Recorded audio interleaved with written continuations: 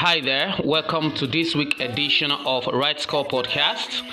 On this edition, we shall be talking about the confirmation of the first round of fixtures in the English Premier League. We'll talk about the transfer situation of Timo Werner from RB Leipzig to Chelsea. We'll also be talking about the racial abuse in the world happening in the world at the moment. There's been a lot of talking points and so many footballers showing their solidarity for the African American who died in the custody of white police in Minneapolis. We'll also be talking about Odion Ighalo, who says if he happens to be racially abused, he would walk off the pitch.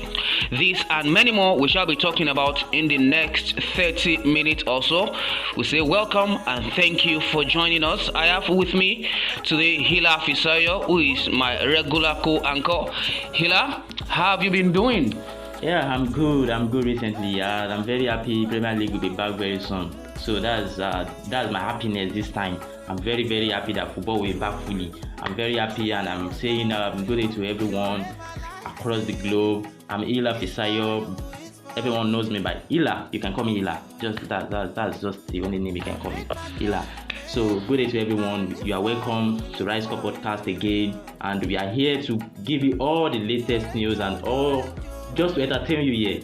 So that's our job, and we will do it correctly. Alright, I'm Ayo Samuel Fakayode. You can call me Fakimsa for short. Alright, let's get started. The confirmation of the first round of fixtures in the English Premier League was released yesterday, and the first game is set to go down on the 17th of June between Aston Villa and Sheffield United. There are some mouth-watering ties to look forward to as well. Chelsea Man City is in there, Man City Liverpool is in there, Everton Liverpool is in there, Manchester United traveling away to Tottenham Hotspur is also in there as well. Manchester City up against Arsenal, I think it's also in there. Don't worry, you get that on our screen, so we don't take much of our time reading out the fixture. Just look at the screen, you see all the fixtures, including the Bundesliga games for today and the Bundesliga results for last weekend as well. All right, Fisaya, quickly, let's talk about the Premier League.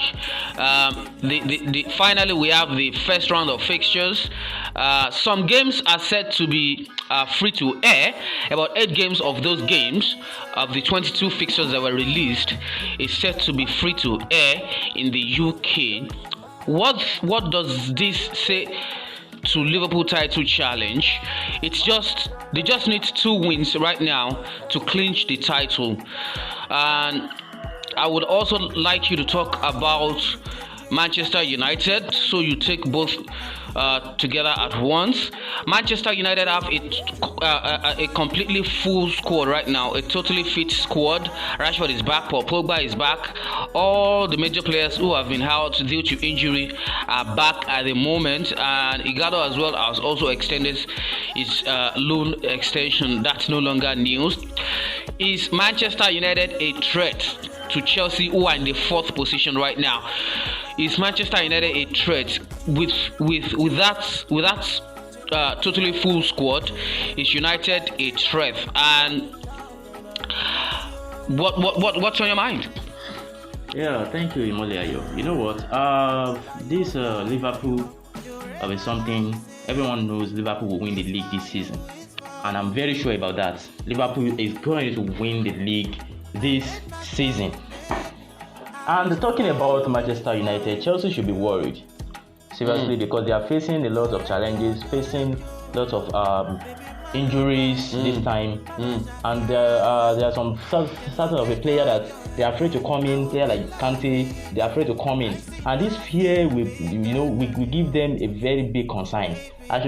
If Kante didn't join the squad, that would be a big blow for Chelsea. I'm telling you. And it's not even going to be fined because the Premier League chief has said if Kante refused to join, they would not fine him. It is not a problem between them and Kante. It is a problem between Chelsea and Kante. And there's been reports that Chelsea won't fine Kante if he is scared, if he is concerned due to health reasons, because he's black. You know, there's been a lot of reports that black minority are more vulnerable to this COVID-19 than the white majority. So the fear for Kante is, I am black and I don't know what might happen, and you asking me to come and play football. He's scared right now, and if he doesn't join, Chelsea are in trouble as far as I'm concerned. Yes, exactly what I'm saying. Exactly what I'm saying. Chelsea should be worried because Manchester United are hungry for the top 4 this season. Very, very hungry. And if I should judge, Manchester United have faced Chelsea 3 times this season and they were beaten. Yeah, United won all the 3 times. Yes, so Chelsea should be worried this time because they are facing lots of challenges, lots of injuries. So I believe Chelsea should be worried this time. To me, Imole Ayo. So I don't know how they can cope with this. I don't know how they can carry out their plan. Because all the players they sign can't come in now to come and help them. No, it's not possible. It's not possible. So for me, they have to make do with what they have. For me, they just have to maintain their position. They have to keep more focused. They have to play more very, very well than ever before. Because this time they are just a little. Just 3 points between them and Manchester United. Just 3 points. So they just have to believe in themselves. They just have to keep the motivation. To me, so for them to finish top 4 this season, because Manchester United are very, very hungry for this top 4. So that's my own opinion, Imagayo. All right, yeah, it's okay. On my own part too, I feel United shouldn't be much of a threat right now. All Chelsea need to do is keep winning and try to see what they can get out of the big games, because they still have a game up against Manchester City, albeit at Stamford Bridge, if they are allowed to play at home. Let's move forward quickly. Hila, let's talk about Timo Werner. There's been a report in the last 48 hours that Timo Werner has agreed personal terms and a deal in principle to join Chelsea. The RB Leipzig forward was reported to have been convinced by the trip by Chelsea manager Frank Lampard and Czech to Germany. They were said to have made a trip to Germany to convince the 24-year-old German to join Chelsea. Now, Hila, I'd like to ask you, do you see Werner succeeding in Chelsea if he eventually joined? And where does this leave Tammy Abraham? Because you can't buy Timo Werner and leave him on the bench and be playing Abraham. And you can't bench a much more talented Tammy Abraham for a long time, or because you bought a German footballer, Timo Werner, and put Abraham on the bench. Where does this leave Abraham going forward, and what do you see Timo Werner doing with Chelsea? Yeah, thank you, Imoliayo. You see, Timo Werner is a very good signing for Chelsea. He would be a good signing. He has not been signed yet. Yeah, it would be a good signing. Any other team can still hijack the deal, because he just agreed personal term. Yeah, let's put that straight so that the listener can get that straightforward. He has not signed yet. Exactly. But he has agreed a deal in principle to join. A verbal agreement has happened. Exactly. It will be a good signing for Chelsea, to me. But talking about playing time, you know, whenever Tammy Abraham gets injured, Chelsea struggle up front. Of course, yeah. You know, I think that's one of the reasons they came. That's one of the reasons they came in conclusion to bring in Timo Werner. So is Abraham ready to be a backup? Because Werner wants it on the bench for Abraham. Is Abraham really willing to be a backup striker?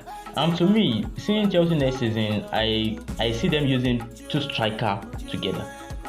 Like a 4-4-2? Exactly. But Lampard has never done that. He's a 4-3-3 manager. He doesn't do all this 4-4-2. He doesn't tweak formations. He only tried 4-5-1, 4-2-3-1. I think he has done that before.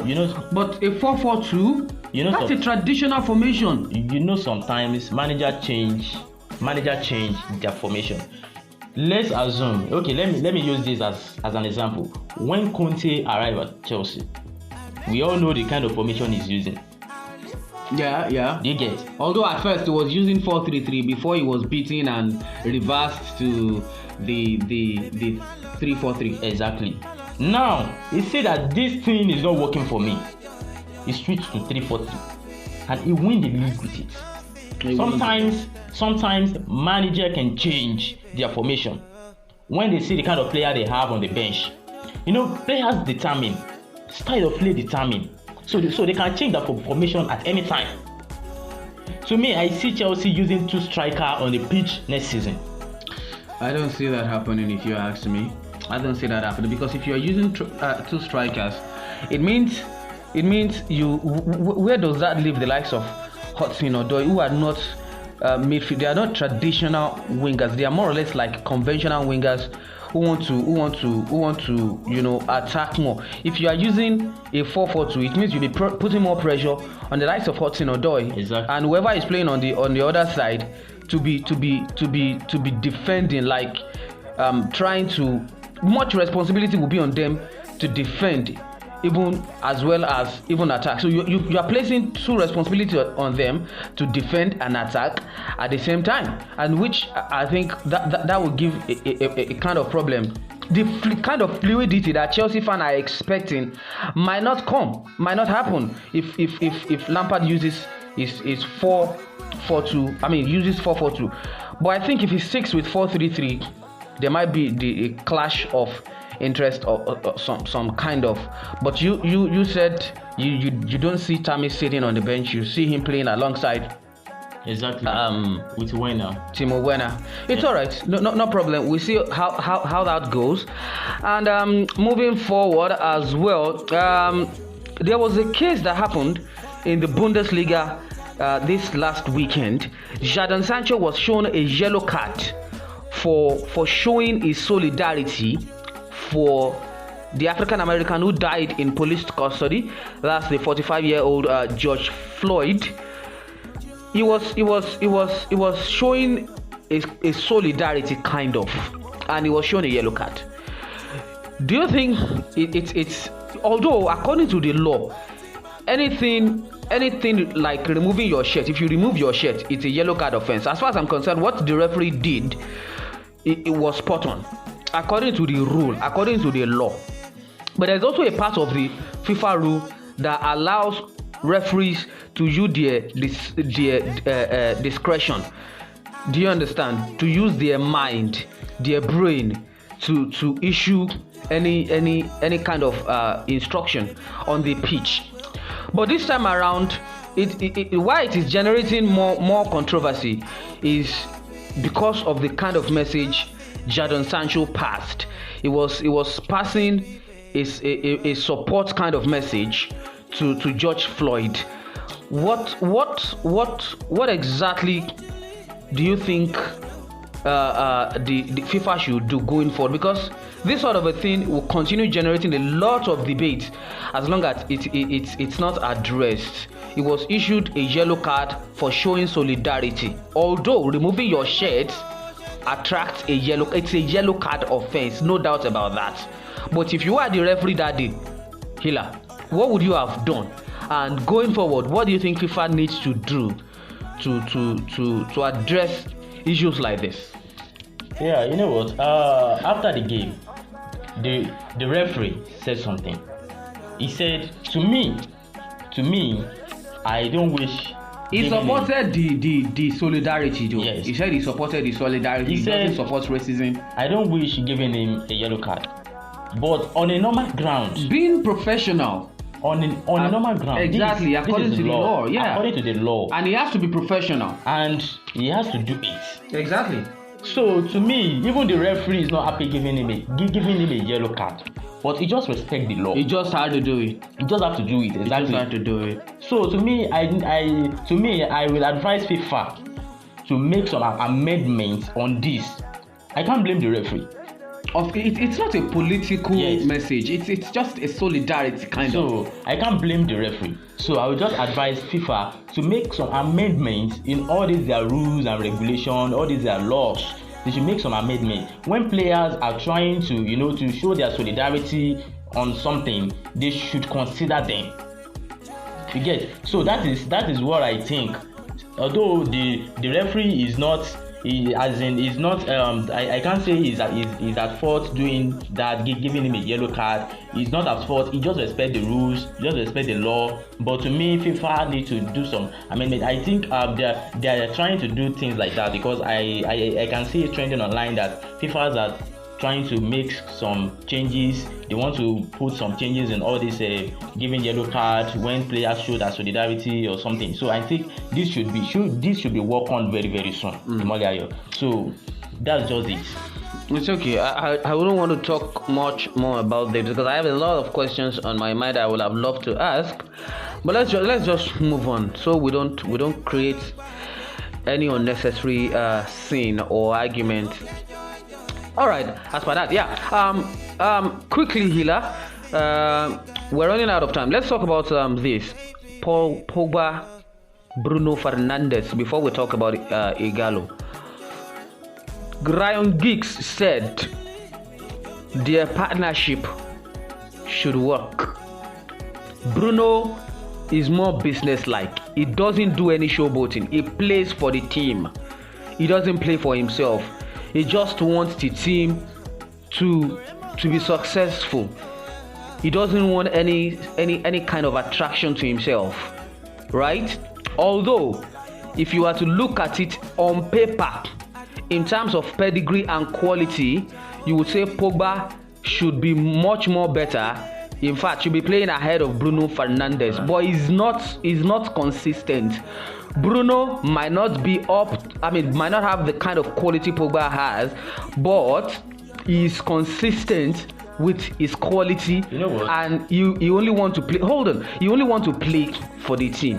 Now the question is, if you are only gonna Solskjaer, would you use both of them together? Because those are players who generally want to dictate the pace of the game. They want to control the midfield. Pogba wants to control the midfield. Pogba is more or less like a showboating kind of player. He wants all attraction to himself. The direct opposite of Bruno Fernandes. Let me just put it that way. Now, you have both of them fit. You cannot bench Pogba for Fernandes. He's already a fan favorite. You cannot bench Paul Pogba.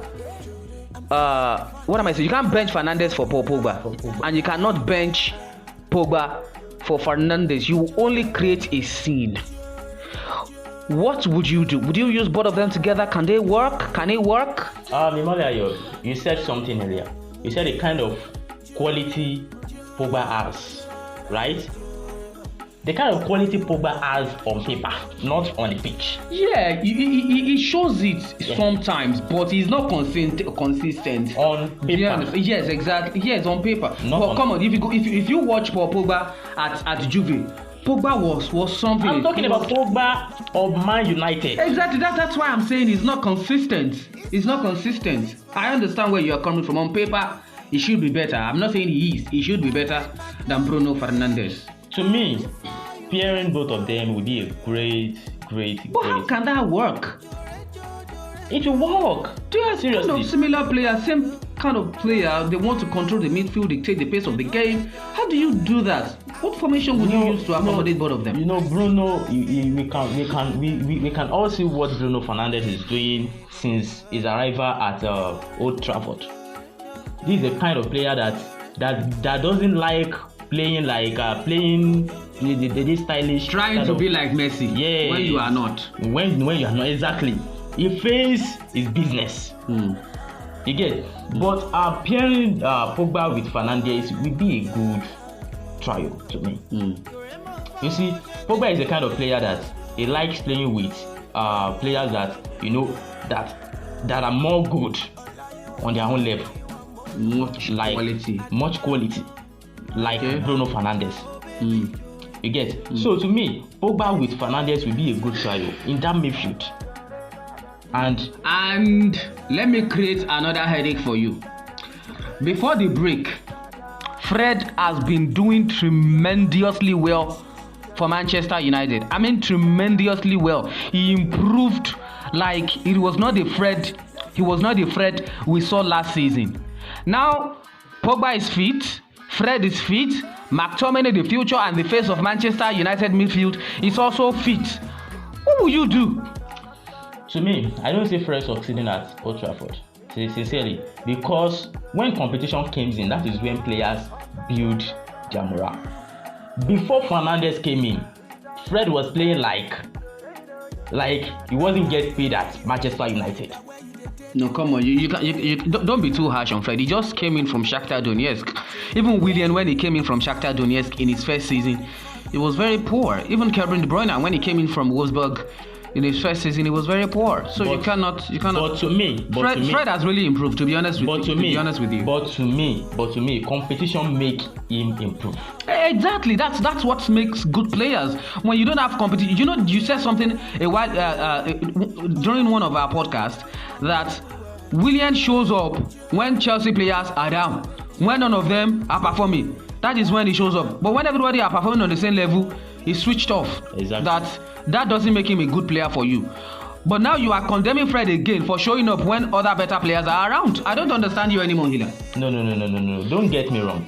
Don't. What I'm trying to say is, Fred built his morale.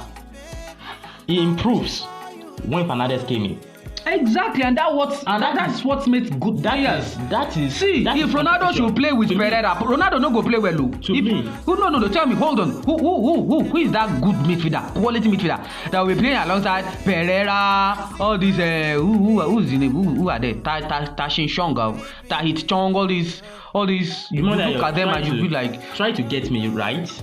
If Pogba is still in that team, Fred cannot succeed at Old Trafford, right? Like, you are giving a damning assessment, like very affirmative that he cannot, like a soothsayer.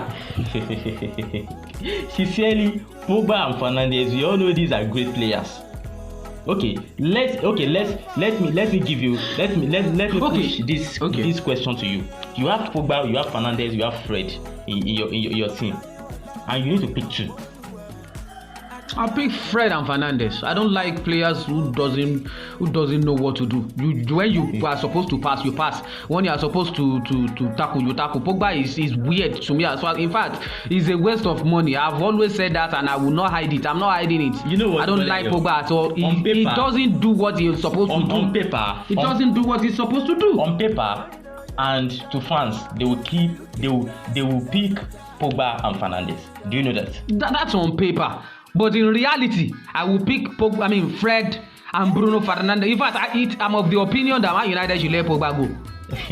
That's me. I'm of the opinion they should let him go. But on a serious ground, Pogba and Fernandes are more likely to play ahead of Fred. And that would be unfair on Fred as far as I'm concerned. But it's okay. That's the reason I said it will be unfair on Fred. Fred may not. Okay, maybe I should put it like this.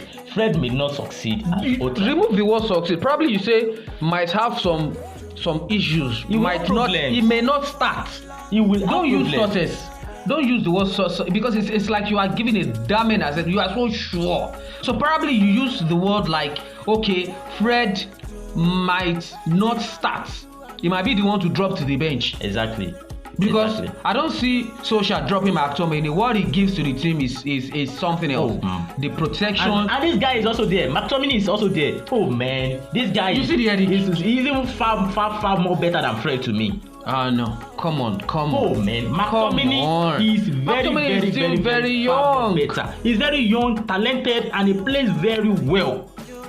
McTominay alone, when Fernandes is not yet in Old Trafford, McTominay alone brings Man United to glory sometimes.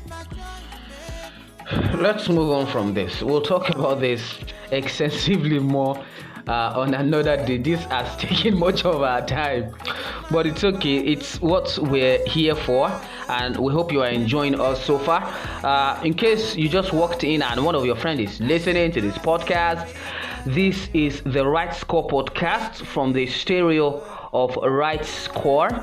You can follow us on Twitter at official Ritescore for the latest news in the world of football and sports as a whole. That's trending stories in the world of sports if it's necessary for us to put it on, because we're based majorly on football talking points and all of that. And on Instagram as well, you'll see the handle on your screen. Like us, and on Facebook as well. It is Ritescore, if I'm quite exact. Yeah, Ritescore. Ritescore on Facebook as well. Like the page, share us with your friends. One of these days, you might just win something for sharing our page. Keep your fingers crossed. Keep doing it. Keep doing it. Let's talk about the gala quickly. We are totally out of time. Am I right? Yeah. We're out of time. Let's talk about the gala quickly. He said he was going to walk off the pitch if he is racially abused. Do you support that? Yeah, I support that, seriously, because this racially abuse is something worsening every day. It's not getting better. It's not getting better. But I think what we need is more than law. Law cannot solve this problem. I was listening to the BBC News Hour yesterday night, and one activist said something that was very key. Systemic racism can't be solved by law. You need each family to teach their kids what is right, the responsibility. When you see a black man, that they are black doesn't mean they are not human. They are exceptionally quality. That their color even makes them even more unique. That each family should teach that, and that's the way to go. That law alone can't solve this. Yeah, this racially abuse. Because you can't tell me that the policeman who killed George Floyd doesn't know that when you kill, you also get punished for it. It's that you get killed or you get sentenced into life imprisonment. That's enough a punishment for you not to do such a thing, but still, yeah, they are doing it. To me, I'm speechless. Seriously, I'm very, very, very speechless because I don't know. I don't even understand. But I said something not about last week. I said, see, when our own women, they are bleaching their skin to white. How can you defend it? No. This is just something that I just think about. That wait, we are saying black is important. Black lives matters. If black really matters, why do our own women change their skin to white? Then how can you defend it? You are not proud of your skin. You are not proud of your color. How can you defend it? So to me, I don't even. Valid point there. I don't even understand. I don't know. I don't even know what I can say. I'm speechless. Seriously, this racial abuse is going on, keep going on, worsening every day. It's okay. We just hope that the family of George Floyd will get justice. And we heard that the 4 policemen who are involved in the case have been charged. Yeah, and I heard the news that they've been arrested. Yeah, they've been arrested. Yeah. We keep our fingers crossed and we'll see how it all goes. Killer, we are totally out of time. But we cannot go without talking about this. If we've talked about George Floyd, we can't go without talking about the major story happening around us here in Nigeria. The issue of rape. A lady was also raped in Ibadan on Wednesday and killed.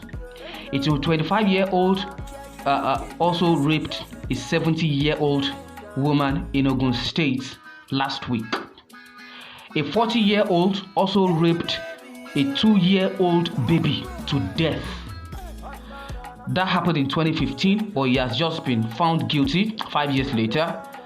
And also the story of Iwaila Omozua, the 100-level student of Benin that was raped and killed reading in the building of a church in Benin City, won't go away so soon. Hila, what should be a stiffer punishment for rape or even attempted rape? That's the first thing. Let's deal with this very quickly before we go. What should be a more stiffer? You know, men also get raped. Yeah. Do you understand? Yeah. Men also get raped. But not that. Yes, but the truth is, men also get raped. Yes, men exactly. also get raped. Exactly. What should be the punishment for a rapist? You know what? Before I talk, I will firstly beg all of us, please say no to rape. You know, I was reading something on Twitter some couple of days ago. Someone asked that if you were raped as a lady and you were raped by your pastor or let me say your religious leader, and you were given 2 million naira, or you were raped by your boss and you were given 2 million naira, what would be your reaction? Some women say, I will continue with the rape and start collecting money. I was surprised. Sort of mentality. See the people we are fighting for, and they are not even giving that. Someone told me one day that why can't we go out and protest against this rape? I said they can't because of the kind of country we have. They can't. Oh, you get Lord. But they can go out and protest on something that doesn't concern them. That happened in America. Imagine seeing some Nigerians here going out protesting against the Black Lives Matter that happened in America, George Floyd or something, going out here in Nigeria to protest against that. And they can't protest against rape here. Imagine. I'm so much speechless on all this kind of issue. I'm so much speechless. I don't know what to say. But the only thing I can say is please and please, no matter how, this is one of the reasons government doesn't even close down this prostitution business or something. If you know you don't have a wife, you don't have wife, you don't have someone, you don't have girlfriend, you don't have fiancé, go to hotel. It's better than raping. Yes, go to hotel and get someone. It's better than raping. All right, Hila. We can go on and on. It is painful. It is painful. It can be traumatizing. But let's profound solution. What should be the punishment? I'm suggesting when you rape or you attempted to rape, you should just be killed. Because the person you rape, the kind of trauma you let them go through, it's a lifetime mental issue. It's just 5 minutes enjoyment for you, and it's a lifetime sorrow. Pain for them. Lifetime pain, lifetime sorrow for them. Please, to me, if anyone is caught in such act or even attempted to, as in, they should be killed. Seriously, I think when there is harsh judgment or punishment for these, people will come down to their senses. And our judicial system need to hasten up. A 40-year-old that raped a 2-year-old to death in Kaduna, is it Kaduna or Kano, in 2015, was just found guilty this year, 5 years later. Imagine. And that baby has died since 2015, 5 years later. Imagine if that baby was alive today, he would have been 7 now. Imagine. I just can't imagine. I have a 4-year-old, I have a 2-year-old at home. I can't imagine such a thing happening to them. It can be painful. Our judicial system needs to be strengthened. It needs to be strengthened. Like, for cases like this, shouldn't be dragging for long. Once you are accused, there should be something that they would use to investigate the matter very quickly, so we can lay everything to bed. We are in a kind of country that there is no database, nothing to track all this kind of a thing. It is painful. It is painful. It is very painful. It is very painful seeing this kind of a thing. When a 70-year-old man will be raping a 2-year-old baby, I don't understand. It is painful. It is painful to me. So please, what exactly attracts a 40-year-old to a 2-year-old? I don't know. I don't even understand. I don't know. All I can say is to beg us, please say no to rape. All right, but just before we go, what can a girl child do to protect themselves? We wouldn't have much time to talk about this, but don't worry, we'll leave those messages on our screen. How you can protect yourself if you are found in that territory, if you are found in that situation of someone attempting to rape you, what you can do as a girl child. But the first thing you can do is to remove fear, because we are in a society where our women have been made to believe that they are second class. That is where the problem begins. Our women are not second class. It is high time we start treating our women as good, as first class as well. As a girl child, there are things you can do to defend and protect yourself.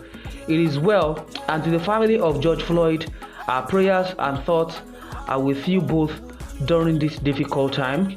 We pray that God will give you the fortitude to bear this irreplaceable loss, and we are also joining the whole world to say no to racism. Our time is fast spent, Hila. We have to go now. Will you say your byes to the fans? Yeah, bye, and congratulations to Mr. Cristiano Ronaldo being the fourth ever footballer to become a billionaire. I'm so much speechless. My pikin go play football. I'm telling you, I'm so much. I just jealous this guy, seriously. Congratulations to him. And please, let's follow the WHO rules and regulations. Yeah, concerning COVID-19. Wash your hands regularly. Exactly. Wash your hands regularly. Stay safe. Avoid touching your nose, your mouth, your eyes. Use your face mask when you're going out. All right, Hila. It's been a wonderful package. We hope you enjoyed it. Silver or gold we do not have, but the best we have, we've given it to you. You can follow me on Twitter at I am Fakimsa, and on Instagram as well at I am Fakimsa. And you can follow Hila on Twitter at Hila_Fisayo. Follow Ritescore at Ritescore Updates on Facebook at Ritescore. And I think it's also at Ritescore on Instagram. You get that? Yeah, right. At Ritescore Updates on Instagram. At Ritescore Updates on Instagram. Thank you for listening. Bye-bye for now.